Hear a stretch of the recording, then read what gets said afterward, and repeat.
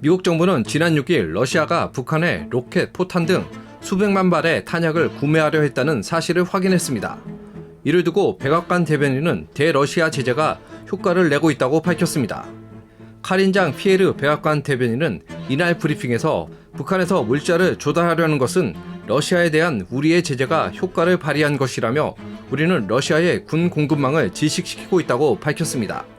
브리핑에 이어 화상 브리핑을 연 존 커비 백악관 국가안전보장회의 전략소통조정관은 러시아가 북한에서 구매한 무기를 우크라이나와의 전쟁에 사용한다는 증거가 있느냐는 질문에 러시아가 구매 과정에 있다는 증거는 있지만 무기가 우크라이나에서 사용되고 있다는 징후는 없다고 답했습니다.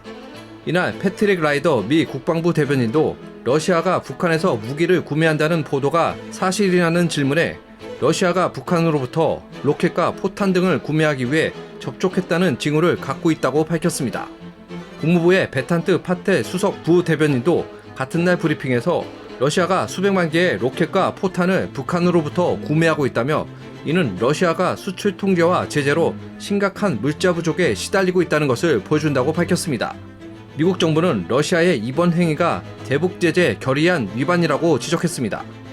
파테 수석 부대변인은 유엔 안전보장이사회 대북 제재 결의는 유엔 회원국들이 북한으로부터 모든 무기와 관련 재료를 구입하는 것을 금지하고 있다면서 특히 안보리 상임이사국이 이를 위반한 것에 대해 우려한다며 러시아의 행동을 비판했습니다.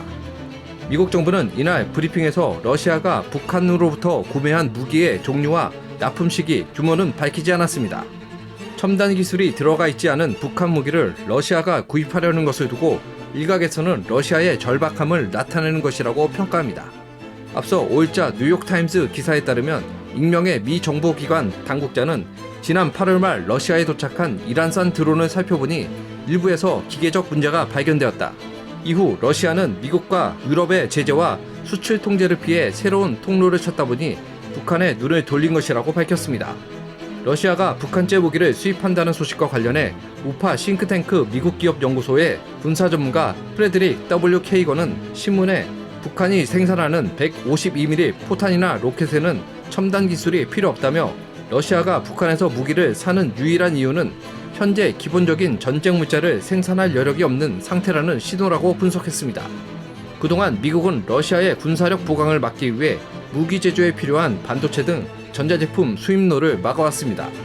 지난 3월 8일 지나 레이몬도 미 상무장관은 중국 최대 반도체 생산업체인 SMIC 및 기타 업체에 러시아에 대한 제재를 위반할 경우 미국은 해당 업체의 미국 기술에 대한 접근을 강력히 제재할 것이라며 강하게 경고한 바 있습니다.